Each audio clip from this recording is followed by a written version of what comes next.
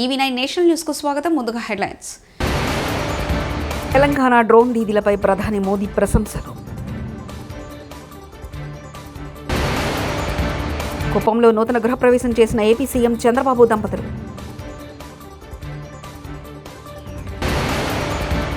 ఏపీకి ఒక నీతి, తెలంగాణకు మరొక నీత హరీష్ రావు.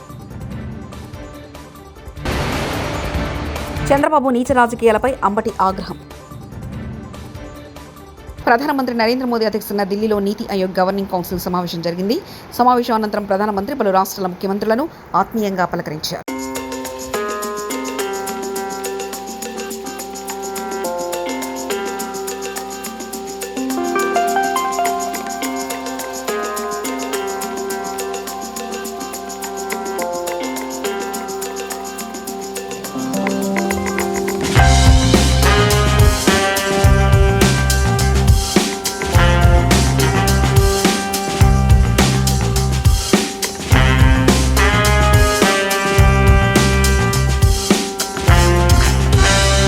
విశాఖపట్నం వేదికగా జరగనున్న అంతర్జాతీయ యోగా దినోత్సవంలో తాను పాల్గొన్నట్లు ప్రధానమంత్రి నరేంద్ర మోదీ వెల్లడించారు.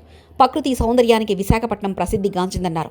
అక్కడ యోగా చేయడం గొప్ప అనుభూతి ఇస్తుందని ఆశాభావం వ్యక్తం చేశారు. ఆదివారం మన్ కీ బాత్లో భాగంగా ప్రధాని నరేంద్ర మోదీ రేడియోలో ప్రసంగించారు. ఏడాది జూన్ 21వ తేదీన 11వ అంతర్జాతీయ యోగా దినోత్సవం వైజాగ్ వేదికగా జరుగుతుందన్నారు. కుప్పం నియోజకవర్గంలోని శాంతిపురం మండలం శివపురం వద్ద ముఖ్యమంత్రి నారా చంద్రబాబు గృహప్రవేశ కార్యక్రమం నిర్వహించారు. నూతనంగా నిర్మించిన ఇంట్లోకి చంద్రబాబు, భువనేశ్వరి దంపతులు వెళ్లారు. కార్యక్రమంలో మంత్రి లోకేష్, బ్రాహ్మణి దంపతులు పాల్గొన్నారు.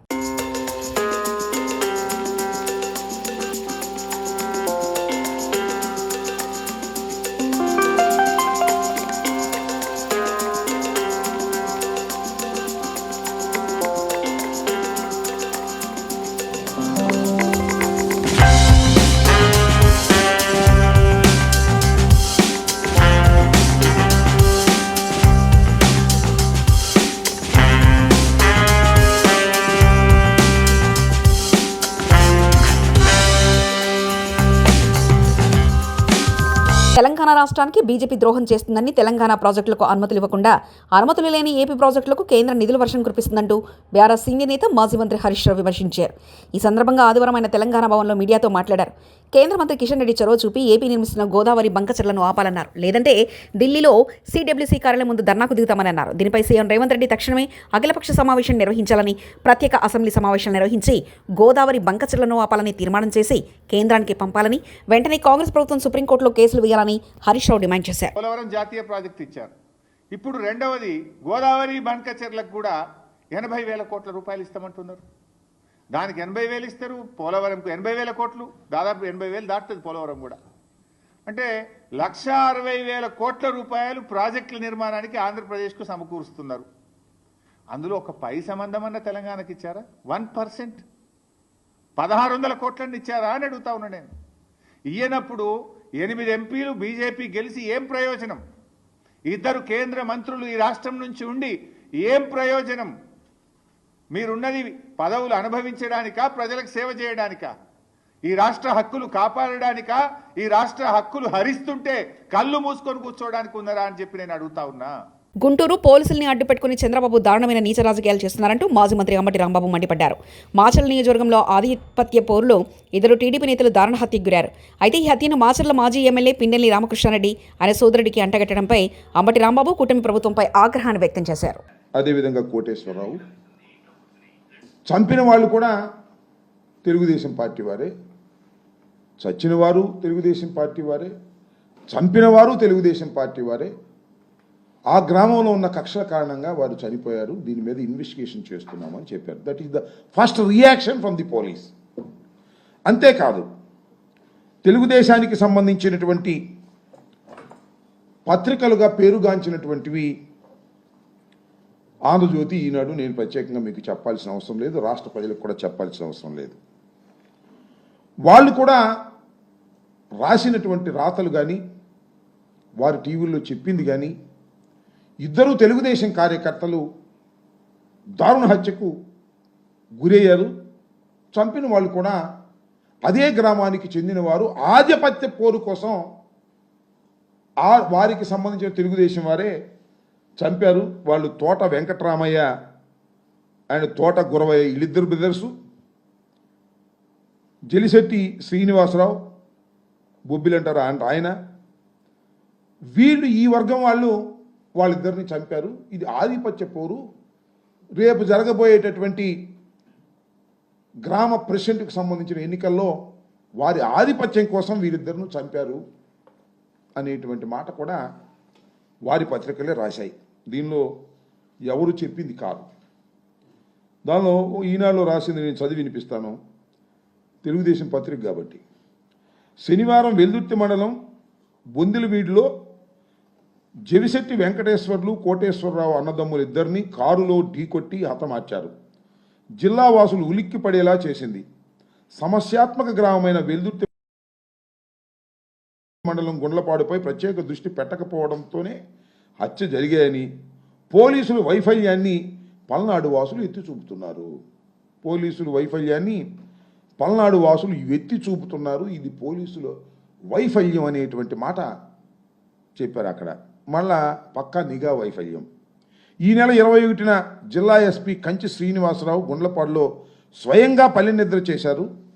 గ్రామంలో శాంతి భద్రతలకు విఘాతం లేకుండా ఉండాలని, ప్రశాంత వాతావరణంలో జీవించాలని హితబోధ చేసిన వర్గ పోరు ఆగలేదు.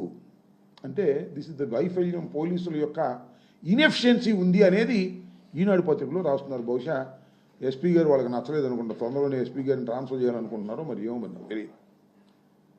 అంటే పోలీసు వైఫల్యం వలన ఇది జరిగాయని చాలా స్పష్టంగా వాళ్ళు చెప్పారు. నేను ఎందుకు ఈ విషయం అంతా చెప్తున్నానంటే చాలా ఆశ్చర్యం. ఇరు వర్గాలు తెలుగుదేశానికి సంబంధించినవే, ఎప్పుడు వైసీపీకి సంబంధించిన వారు కాదు. ఈ తోట వెంకటరామయ్య వర్గం కానీ, జవిశెట్టి వెంకటేశ్వర్ల వర్గం కానీ, వీళ్ళిద్దరూ కూడా ఎప్పుడు వైఎస్ఆర్ కాంగ్రెస్ పార్టీకి సంబంధము లేనటువంటి రెండు వర్గాలు. ఈ రెండు వర్గాల ఆధిపత్య పోరులో ఒక తెలుగుదేశం వర్గం మరొక తెలుగుదేశం వర్గాన్ని చంపేస్తే వైసీపీకి ఏం సంబంధం అనేది ఇక్కడ ప్రశ్న. వైసీపీకి సంబంధం ఉందంట. ఈ హత్యకు కారణం మా పిల్లల రామకృష్ణారెడ్డి, పిన్నెల వెంకటరామిరెడ్డి, వీళ్ళిద్దరూ కారణమట.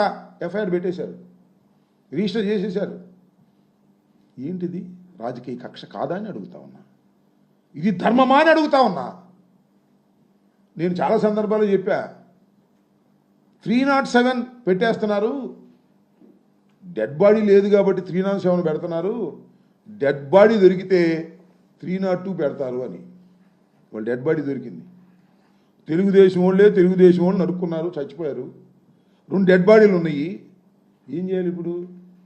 తెలుగుదేశం వాళ్ళ మీద కేసు పెట్టాలి, ఎవరు చంపారో వాళ్ళని పెట్టాలి.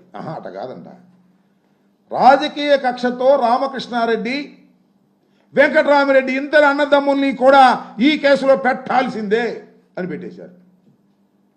ఎక్కడికి పోతున్నారని ఆలోచించమని మనవి చేస్తున్నా. పోలీస్ వ్యవస్థ ఎక్కడికి పోతా ఉంది? పోలీసుల వైఫల్యం అని ఈనాడు రాస్తారు, తెలుగుదేశం వాళ్ళు చెప్తారు. ఎస్పీ శ్రీనివాస్ గారు వెళ్ళి అక్కడే పడుకుని ఒక రోజంతా ఉంటారు, మళ్ళీ ఈ హత్యలు జరుగుతాయి. ఏం చేస్తారు పాపం పోలీసులు మాత్రం? లా అండ్ ఆర్డర్ మెయింటైన్ చేయండి అయ్యా, గ్రామాల్లో కక్షలు కార్పణ్యాలు లేకోకుండా చూడండి. ఎవడైనా కక్షలు కార్పణ్యాలు ఉంటే వాళ్ళని తీసుకొచ్చి బైండ్ ఓవర్ చేయండి. బైండ్ ఓవర్ తీసుకొచ్చి వాళ్ళని పోలీస్ స్టేషన్లో కూర్చోబెట్టి కాస్త కౌన్సిలింగ్ చేయండి. అంటే కౌన్సిలింగ్ అంటే వేరే కాదు, చెప్పండి అని చెప్పటలా. ఇప్పుడు లోకేష్ గారు, హోంమంత్రి గారు, చంద్రబాబు నాయుడు గారు ఏం చెబుతున్నారంటే, ఏదైనా కేసు దొరికితే జగన్మోహన్ రెడ్డి గారు మనుషులు పెట్టేయండి. ఇటీవల పహల్గామ్లో పాకిస్తాన్ ఉగ్రదాడులు భారత్పై జరిగిన దాడులు దారుణమని, ఆ దాడి అనంతరం భారత్ చేపట్టిన ఆపరేషన్ సింధూర్ విజయవంతం కావడం పట్ల హర్షం వ్యక్తం చేస్తూ ఆదివారం ఉదయం పట్టణంలోని రింగ్ రోడ్ ఎస్వీఎన్ వాకర్స్ తిరంగా ర్యాలీ నిర్వహించారు. ఇటీవల పహల్గామ్లో జరిగిన సింధూర్ ఆపరేషన్ విజయవంతం కావడం పట్ల హర్షం వ్యక్తం చేస్తూ పట్టణంలోని రింగ్ రోడ్ ఎస్వీఎన్ వాకర్స్ తిరంగా ర్యాలీ నిర్వహించారు. ఈ సందర్భంగా క్లబ్ అధ్యక్షుడు ఎన్ శివరామకృష్ణ మాట్లాడుతూ, ఉగ్రదాడిలో వీరమరణం పొందిన భారత సైనికులు చేసిన ప్రాణత్యాగాలు మరవరైనవని, వారి ఆత్మలకు శాంతి చేకూరాలని దైవాలను ప్రార్థిస్తూ కోరుతూ పట్టణంలో ఎస్వీఎన్ వాకర్స్ ఎస్వీఎన్ నగర్ నుండి ధర్మపురి రోడ్ ఐస్ ఫ్యాక్టరీ కూడలి వరకు జరిగిన ర్యాలీలో కార్యదర్శి కందుల సంతోష్, నారాయణరావు, డాక్టర్ ఎం శంకర్రావుతో పాటు సభ్యులు తదితరులు పాల్గొన్నారు.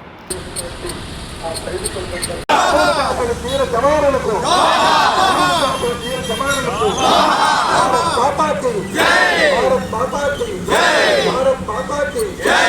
మన సైన్యం మన ధైర్యం, మన సైన్యం మన ధైర్యం, మన సైన్యం మన ధైర్యం అంటే ఈ సహజంలో జై జవాన్, జై జవాన్, భారత్ మాతా की జై, భారత్ మాతా की జై, భారత్ మాతా की జై। మన సైన్యం మన ధైర్యం, మన సైన్యం మన ధైర్యం, మన సైన్యం మన ధైర్యం। ఎంజీఎం ఆసుపత్రి ఆకస్మిక తనిఖీలో ఎమ్మెల్యే నాయని.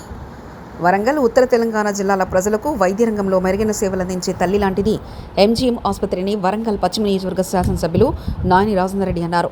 శనివారం రోజున శాసనమండలి సభ్యులు బసవరాజ్ సారయ్య, కూడా చైర్మన్ ఇనగల వెంకటరామరెడ్డి గారులతో కలిసి ఆసుపత్రిని ఆకస్మిక తనిఖీ చేశారు. ఆసుపత్రి ఎమర్జెన్సీ వార్డులో మొదటగా పర్యటించారు. అత్యవసర విభాగంలో చికిత్స పొందుతున్న రోగులతో మాట్లాడారు.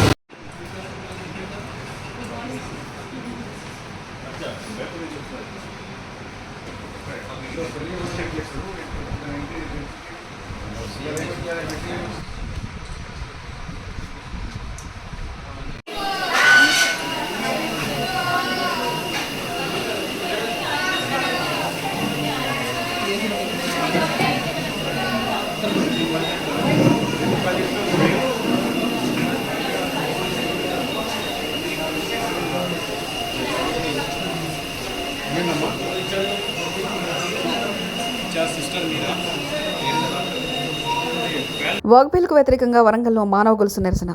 వరంగల్ మండీ బజార్లో వర్క్ బిల్ సవరణకు వ్యతిరేకంగా మానవ గొలుసు నిరసన కార్యక్రమం చేపట్టారు.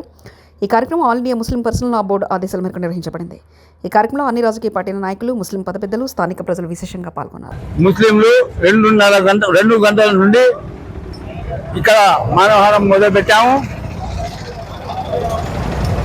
భారతదేశ ప్రభుత్వం ముస్లింల పైన ఒడిగట్టిన వక్ఫ్ ఆస్తులను దిగమింగుటకు చేసిన ఈ కానూన్, ఈ చట్టం వెంటనే రద్దుపరిచి యథావిధిగా అంబేద్కర్ గారు రాసిన बिल को वापस लिया जाए, इस सिया बिल को वापस लिया जाए। हम इसका मुतालिबा और डिमांड करते हैं भारत के मुसलमान और इंसाफ पसंद भाई कि इस बिल को वापस लिया जाए। मैं convener Mohammed Fasiuddin Qasmi, Warangal, all India Muslim personal law board और मौलाना अतीकुर रहमान असदी फोकन मनबी यहाँ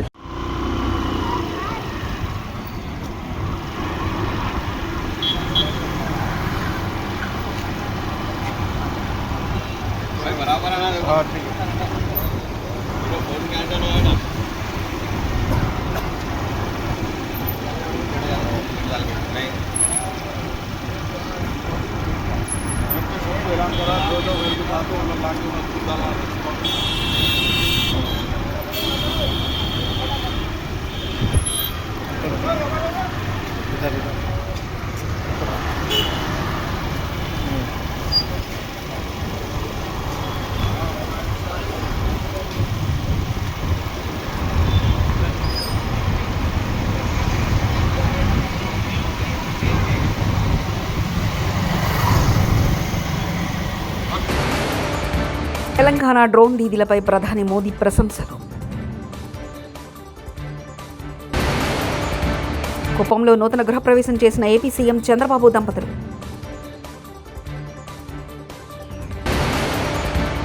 ఏపీకి ఒక నీతి, తెలంగాణకు మరొక నేత హరీష్ రావు. చంద్రబాబు నీచ రాజకీయాలపై అంబటి ఆగ్రహం.